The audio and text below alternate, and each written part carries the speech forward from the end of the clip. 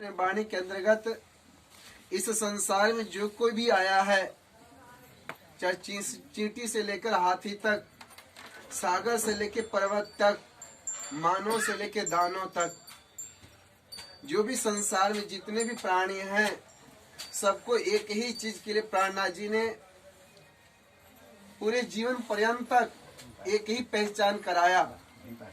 वह क्या पहचान कराया? प्राणनाथ जी महाराज जी, अब जाग देखो सुख जागनी, ये सुख सुहागिन जोग, तीन लीला चौथी घर की चारों क्रिया में भोग।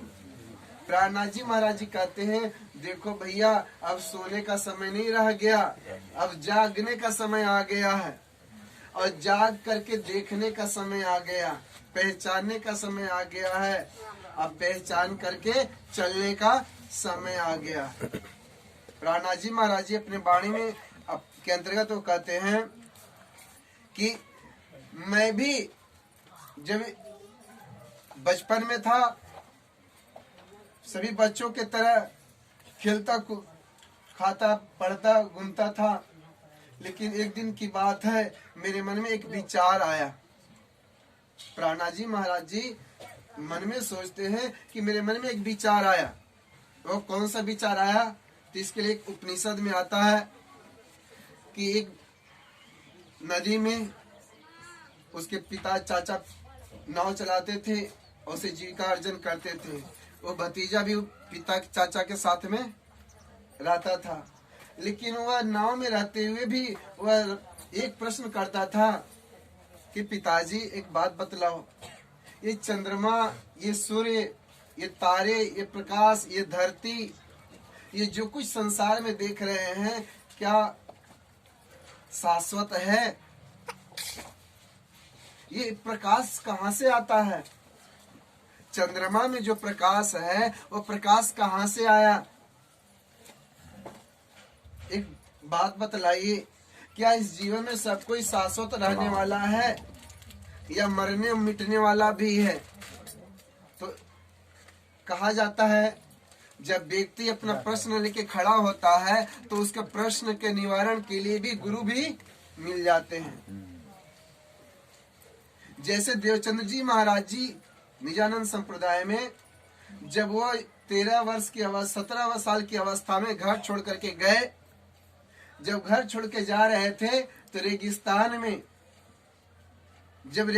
में जा रहे थे तो उनके मन में एक प्रश्न उठा। क्या प्रश्न उठा? अरे इस अंधेरी रात्रि में सुनसान रास्ता है और रेगिस्तान है, और इस रेगिस्तान में कहीं चोर मिल गया तो लूट लेगा, मार डालेगा, छोड़ेगा नहीं। लेकिन जैसा मन में सोचता है व्यक्ति, उसके साथ वैसा ही ये देख लेना। अगर आप सकारात्मक अच्छा चिंतन करेंगे तो आपके जीवन में अच्छा ही व्यतीत तो होगा। अगर आपके जीवन में दूसरे की निंदा, बुराई, ईर्ष्या, द्वेष, छल, कपट अगर आपके मन में भरा है तो याद रखना, तुम दूसरे के साथ छल करोगे तो दूसरे का होगा या नहीं होगा, लेकिन तुम्हारा क्यों? क्योंकि एक भक्त था, वो भक्त पूजा पाठ करता था, भगवान की बहुत विनती करता था, दुर्गा मैया की, गणेश जी की, हनुमान जी की, भगवान हमारे घर ये हो जाए, वो हो जाए। लेकिन क्या देखा, वो जितना पूजा करता था उसके घर उतना उन्नति नहीं होता था, उतना उसका पुण्य, उसका फल नहीं मिलता था, पड़ोसी को मिलता था। किसको? पड़ोसी को। अब पड़ोसी को क्या मिलता था? भैया ये गाड़ी से चल रहा है, 2 मंजिला मकान हो गया, अच्छा रोजी रोजगार हो गया, और ये बेचारा सड़क पर ही जैसे गरीब है वैसा ही रहा। तो उसके मन में आया, देखो हम पूजा हम करते हैं, वो तो पूजा करता नहीं और उसकी धन बढ़ रहा। इसके अंदर भगत तो है लेकिन ईर्ष्या आ गया, द्वेष आ गया, छल कपट आ गया। तो उसने क्या सोचा, चलो पूजा कर रहे हैं हम, मांग उसका बढ़ रहा है, तो हे भगवान हम आपसे एक ही मांगते हैं। जानते हैं क्या? कि अगर उसका दो आंख होता है ना सबका, मेरे उसका 2 आंख है, भगवान उसका 1 आंख ले लो। क्या करो? 1 आंख उसका काना कर दो। तो भगवान दर्शन दिए तो उन्होंने कहा, भैया हम तुम पर प्रसन्न हुए, तुम हमारी भक्ति किए हो, वरदान मांगो, क्या चाहिए? तो उसके मन में एक चीज बैठा हुआ था।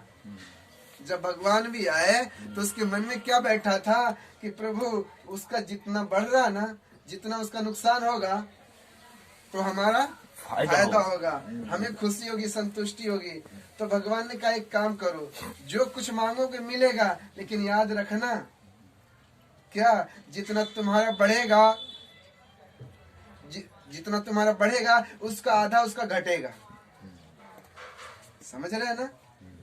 जितना तुम्हारा बढ़ेगा उसका आधा उसका घटेगा। अगर उसका तुम्हारे मन में उसके प्रति द्वेष है कि भगवान उसका एक मतलब दुकान बंद हो जाए तो तुम्हारा दोनों दुकान बंद हो जाएगा। उसकी एक आंख चली जाए तो तुम्हारी दोनों। समझ रहे हैं ना? समझने का भाव यह है कि भक्ति तो करो, सेवा करो। अरे परमात्मा आपके प्रारब्ध में, आपके पुण्य के अनुसार आपको फल दिए हैं। लोग कहते हैं कि भगवान वो गरीब है और हम भी गरीब हैं, लेकिन वो बिना भक्ति किए अमीर बन गया और हम भक्ति करके भी गरीब है। तो कहते हैं देख लो, समय और भाग्य से पहले कुछ मिलने वाला नहीं है। तो फल यही है कि भगवान दर्शन दिए और उन्होंने कहा कि देखो, अपने मन से किसी का अहित मत सोचना। जो किसी का अहित सोचता है तो उसका डबल नुकसान होता है। इसी तरह से भक्ति मार्ग में आप अगर हमारे शरण में आए हो तो याद रखो, पूजा करो, पाठ करो, लेकिन भाग्य और समय से पहले कुछ भी। एक बात बतलाओ, खेतों में आप खेती करते हैं, अभी गन्ना है, आज लगाओ और कल काटो, ऐसा संभव है? नहीं। बोलिए। पूरा यूरिया का खाद डाल दो 2 बोरी एक ही बार में, और पूरा पानी नहर का काट डाल दो, परसों जाके काट लो, नहीं मिलेगा? नहीं मिलेगा। समय का इंतजार करना पड़ता है। बिना कहते हैं कि समय में क्या है, कारज धीरे होत है, काहे होत अधीर, समय पावत तरवर फरे केतक सिंचक मीर, कि समय से ही कोई कार्य होता है। तो भगवान दर्शन दिए, उन्होंने कहा क्या बात है भैया बोलो। उन्होंने कहा गुरु प्रभु, हम आपकी पूजा पाठ करते हैं लेकिन हम कंगाल हैं, और वो पूजा नहीं करता तो वो अमीर है। उन्होंने कहा सुनो, उसका इस जन्म का पुण्य नहीं है, उसका पूर्व जन्मों की परिश्रम का फल है जो इस जन्म में वो भोग रहा है, बैठ के खा रहा है। लेकिन याद रखो, उसका अगला जन्म बिगड़ने वाला है। अगला जन्म में वो तुम्हारे ही जैसा सड़क पर आ जाएगा। और तुम आज जो पूजा पाठ भक्ति कर रहे हो, तुम्हारा अगला जन्म सुधरेगा। अगला जन्म कैसा था? अगले जन्म में तुम्हारा पुण्य नहीं था, और अभी जो पुण्य कर रहे हो इसका फल अगला जन्म में तुमको मिलेगा। हाँ, अगर श्रद्धा, भक्ति, प्रेम, संतावना, संतोष धारण करके भगवान जब भी दे तो दे या ना दे, लेकिन आप अपना कर्म करते रहोगे तो हर समय तुम्हारा पुण्य इकट्ठा होते रहेगा। और जब हर समय पुण्य इकट्ठा होगा तो याद रखना, एक समय ऐसा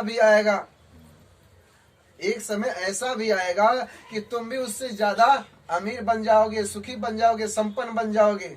और अमीर, सुखी, संपन्न होने के बाद में अगर तुम्हारी भक्ति बनी रही तो तुम्हारा लोक और परलोक तुम्हारा दोनों उधर जाए। और जो संपन्न हो करके, सुखी हो करके, हाथ पैर आंख नाक से अच्छा हो करके भी अगर भगवान की भक्ति नहीं करता है तो याद रखना उसका क्या दशा होता है, उसका अगला जन्म बिगड़ता है। तो प्राणनाथ जी की वाणी के अनुसार हम कह रहे थे, जब सदगुरु देवचंद जी महाराज जी रेगिस्तान में जा रहे थे, उनके मन में क्या आया? मन में आया कोई चोर लूट लेगा। भले भगवान ही आए, परमात्मा ही दर्शन आए, लेकिन किस रूप में आए?